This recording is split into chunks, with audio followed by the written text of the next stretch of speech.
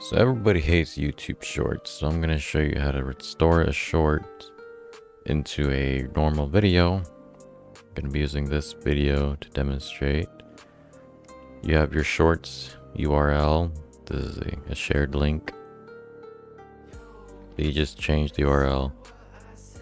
So you take this URL,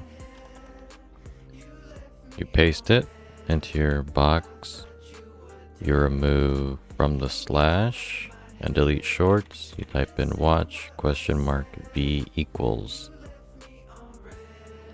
which we're going to demonstrate. This is the shorts URL. Takes you to this.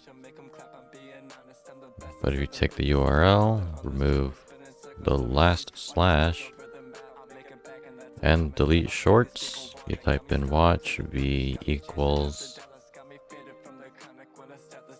Now it's a regular video again. Happy birthday.